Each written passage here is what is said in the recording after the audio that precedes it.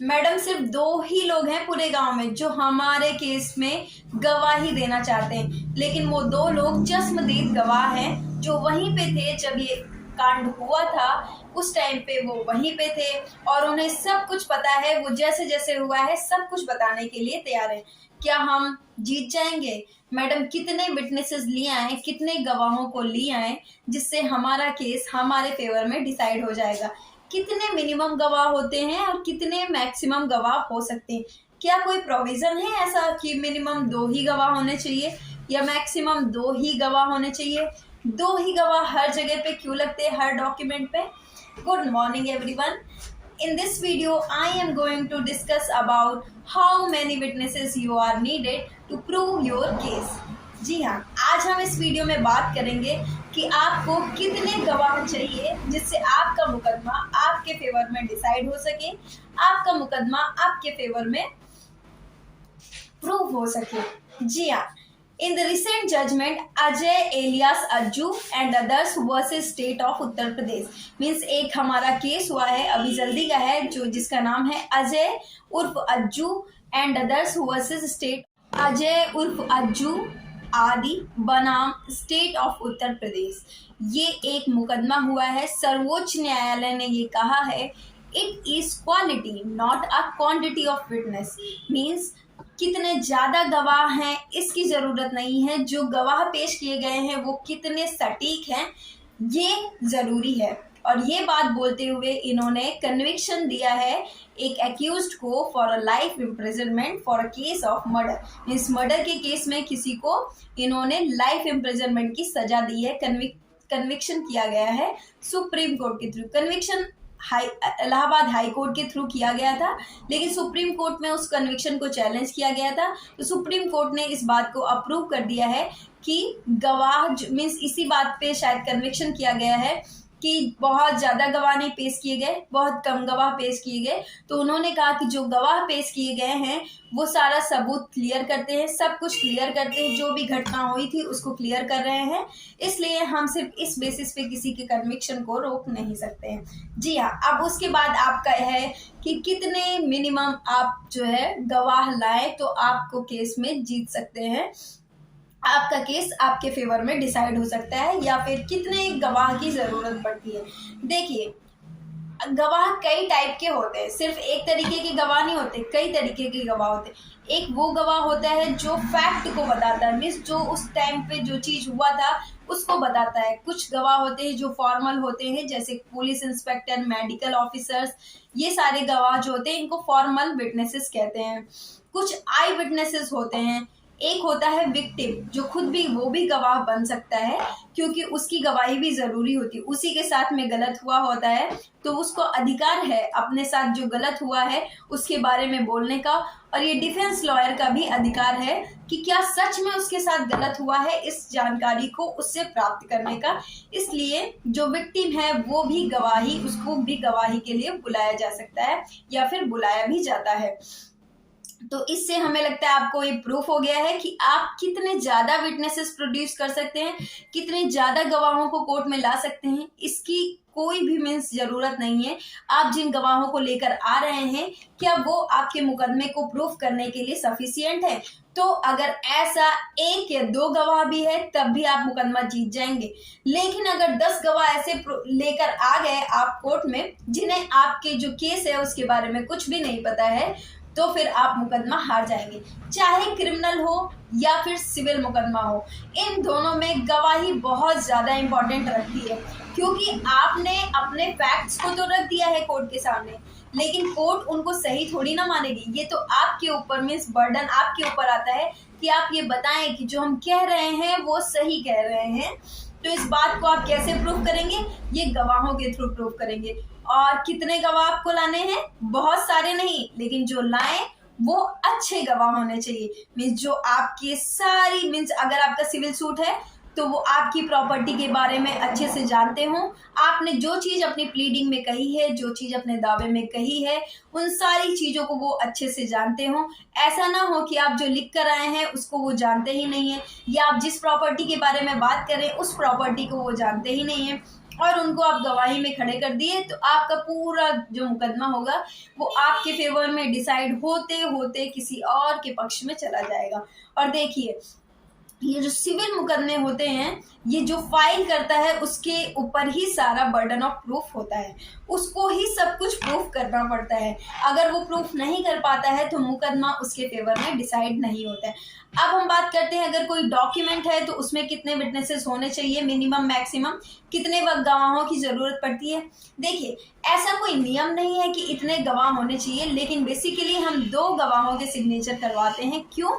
इसका भी रीजन हम जान लेते हैं। आज इस वीडियो में हम गवाहों के बारे में सब कुछ ही जान लेते हैं। तो रीजन क्या है? 2 लोगों का साइन करवाने का किसी डॉक्यूमेंट पे। देखिए, एक साइन करता है कि इसमें जो फैक्ट्स लिखे गए हैं वो सही है, ठीक है, उससे वो जानता है। जैसे कि जब बैनामा लिखा जाता है तो होता नहीं कि हाँ, मेरे सामने इन्होंने ये बैनामा लिखा है इसलिए मैं इसमें सिग्नेचर करूँ। दूसरा इसलिए साइन करता है कि हाँ, मैंने देखा है कि ये सिग्नेचर किए था इन्होंने। और जो पहला वाला है उसके लिए भी सेम नियम लागू होता है कि वो दूसरे मीन्स एक दूसरे को अटेस्ट करते हैं, एक दूसरे को बताते हैं कि हाँ, ये मेरे सामने हुआ है। अब आपको समझ में आ गया होगा कि ज्यादा गवाहों की नहीं, अच्छे गवाहों की आपको जरूरत है। मिनिमम मैक्सिमम का कोई रूल नहीं है। मैक्सिमम कितने भी हो सकते हैं, मिनिमम 1 तो हो गई, आधा तो आप लेकर आएंगे नहीं। तो और कौन किस किस टाइप के गवाह होते हैं? सब गवाह अलग अलग टाइप के होते हैं। फैक्ट वाला अलग होता है, उसके बाद आता है फॉर्मल विटनेस, उसके बाद आते हैं कि जो विक्टिम है वो भी एज अ विटनेस पेश हो सकता है। तो ये सारी चीजें थी गवाह से रिलेटेड। और हमारा जो सुप्रीम कोर्ट है उसने भी अब इस बात को कह दिया है कि क्वांटिटी नहीं, क्वालिटी चाहिए हमें गवाहों की। मीन्स कई बार ऐसा होता है कि लोग, आपका बहुत अच्छा मुकदमा होता है, जेन्युइन मुकदमा होता है, सच में आप विक्टिम होते हैं, लेकिन लोग गवाही नहीं देना चाहते आपके फेवर में। बहुत कम लोग होते हैं जो आपके फेवर में बोलना चाहते हैं और आप केस हार जाते हैं, क्योंकि आप ये मीन्स जिन लोगों ने गवाही नहीं दे रहे थे, आपका ये बात उठाई जाती है कोर्ट में कि इतने सारे लोगों ने इस क्राइम को अगर होते हुए देखा है तो वो कोर्ट में गवाही देने के लिए क्यों नहीं आए।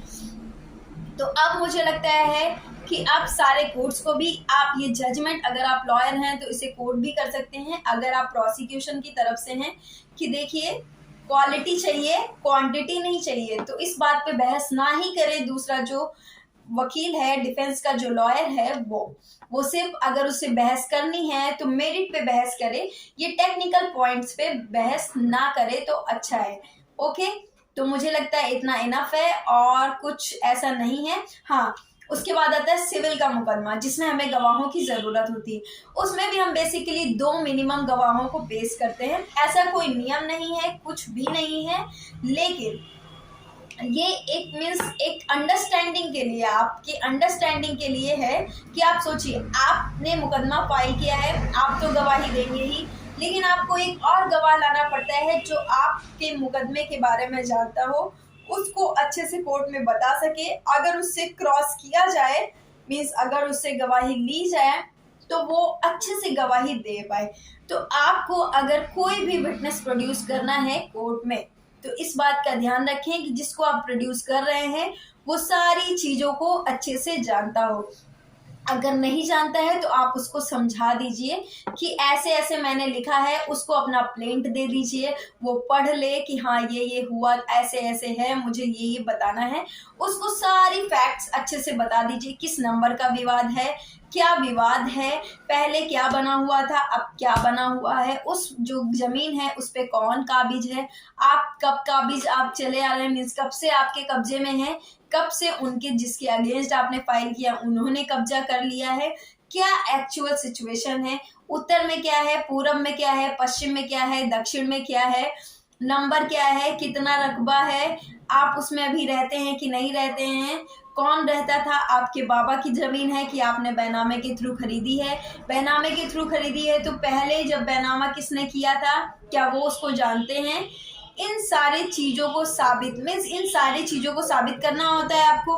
तो अगर आपका गवाह इन सारी चीज़ों का उत्तर अच्छे से दे पाएगा तो मुकदमा आपके फेवर में डिसाइड होगा। लेकिन अगर इन सब चीज़ों को अच्छे से वो नहीं बताएगा तो मुकदमा आपके फेवर में डिसाइड नहीं होगा, बिल्कुल भी नहीं। इतना याद रखिएगा, जो वादी होता है भले ही कहते हैं कि वो खुद बेचारा इतना परेशान हुआ तभी कोर्ट आया, लेकिन कोर्ट सुनती नहीं है क्योंकि इतने सारे इलीगल जो लिटिगेशन होता चला आ रहा है, इतने सारे फालतू के लिटिगेशन जो होते चले आ रहे हैं कोर्ट में, उसकी वजह से अब कोर्ट का व्यू चेंज हो गया। वो उनको लगता है कि जो मीन्स अच्छे धनवान लोग हैं वो लोग मुकदमेबाजी करते हैं, अब कोई जेन्युइन मुकदमा नहीं आता है। तो आपको ये प्रूव करना पड़ेगा कि आपका जो मुकदमा है वो जेन्युइन मुकदमा है, सच में आप परेशान हैं। तो उसको कैसे प्रूव करेंगे? पहले तो आप खुद ही जाएंगे, खुद ही क्रॉस एग्जामिन होंगे, और उसके बाद आप एक और विटनेस, देखिए गलती मत करिए, ज्यादा विटनेसेस देने का कोई मतलब नहीं है। अगर आप ज्यादा लोगों को ले जाएंगे कोर्ट में तो कॉन्ट्राडिक्ट हो जाएगा, अगर उन दोनों की बातों में फिर केस आपके फेवर में डिसाइड नहीं होगा। तो इससे अच्छा है कि 2 लोग ही चाहिए, एक आप हो जाइए, एक वो हो जाए।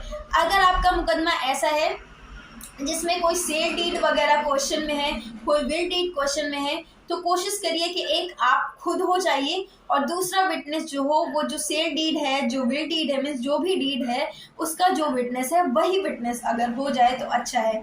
तो क्योंकि उससे आपका जो सेल डीड है वो भी प्रूव हो जाएगा और आपका जो कब्जा है वो भी प्रूव हो जाएगा।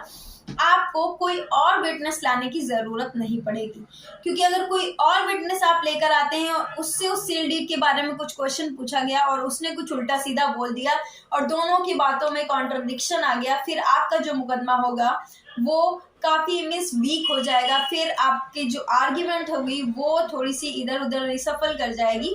तो इसके लिए याद रखिएगा, फिर से मैं याद दिला दूं, it is a quality not a quantity. कौन से केस में बोला गया है? Ajay alias Ajju and others versus state of Uttar Pradesh. याद रखिएगा, इंपॉर्टेंट जजमेंट है, आपको कोट करने के लिए आएगा। अगर आप न्यू लॉयर हैं, लॉ स्टूडेंट हैं, जुडिशरी की प्रिपरेशन कर रहे हैं, AOR की प्रिपरेशन कर रहे हैं, हर चीज में ये केस लॉ इम्पोर्टेंट है। चलिए, तो फिर अब आपको समझ में आ गया है कि विटनेसेस बहुत सारे आपको नहीं लाने हैं, कम लाने हैं बट अच्छे लाने हैं। जैसे कि आई विटनेसेस जो होता है वो बहुत ही ज्यादा important in the eyes of law माना जाता है। अगर आई विटनेस है तो उसकी वैलिडिटी, उसकी जो स्टेटमेंट होगी, उसका जो क्रॉस एग्जामिनेशन होगा, उसकी वैलिडिटी ज्यादा मानी जाएगी। Okay, thank you, bye bye.